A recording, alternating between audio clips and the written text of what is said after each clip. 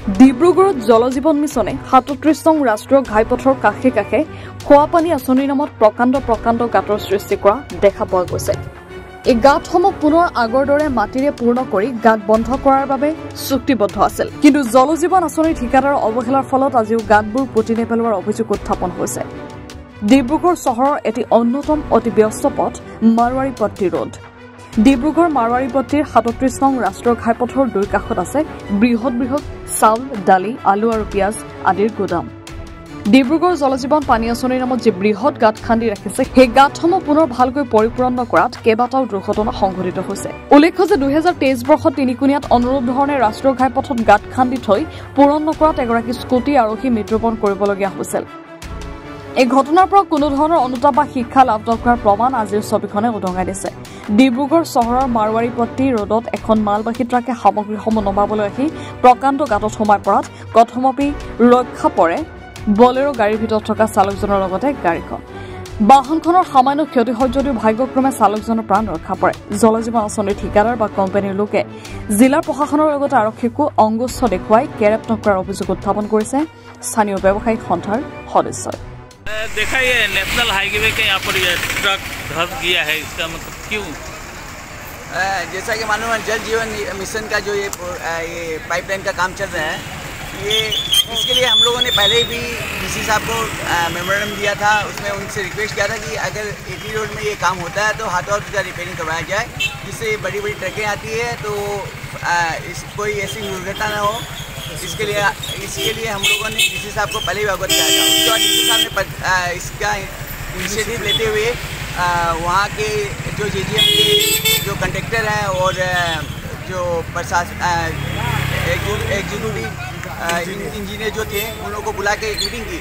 उन लोगों के साथ हमारी मीटिंग भी हुई थी। उसके बाद में उन लोगों ने एश्योरेंस दिया कि आप जब भी यहाँ पे कुछ इस तरह से कार्य करेंगे तो हम लोग हाथों हाथ उसका फुलफिल करेंगे।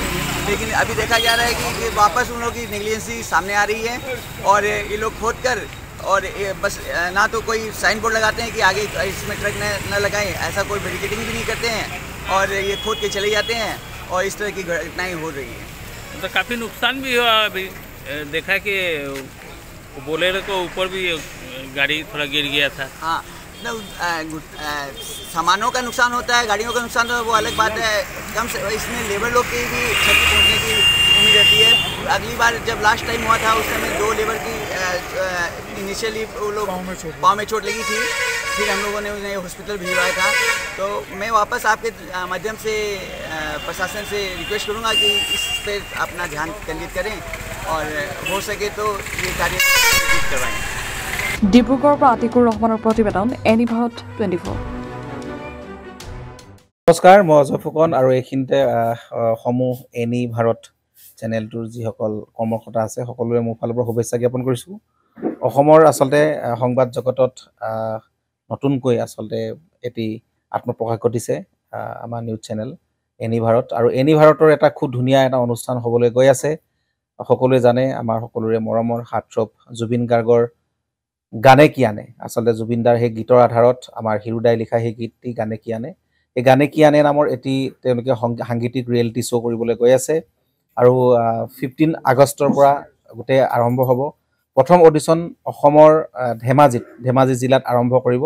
গতিকে সমূহ যিসকল প্ৰতিভা আছে, যিসকলে গান ভাল পায়, যিসকলে তেওঁলোকৰ নিজৰ প্ৰতিভা আচলতে দেখুৱাব বিচাৰে, এই ৰিয়েলিটি শ্ব'ত গানে কি আনে এই প্ৰতিযোগিতাত অংশগ্ৰহণ কৰক আৰু খুব ধুনীয়া আপোনালোকে সুবৰ্ণ সুযোগ লাভ কৰিব।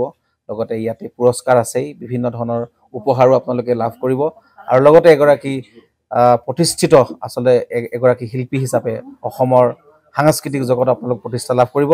গতিকে গোটেই অনুষ্ঠানটোলৈ মোৰ ফালৰ পৰা শুভকামনা থাকিল আৰু লগতে এই অনুষ্ঠানটোত আপোনালোকে অংশগ্ৰহণ কৰিব।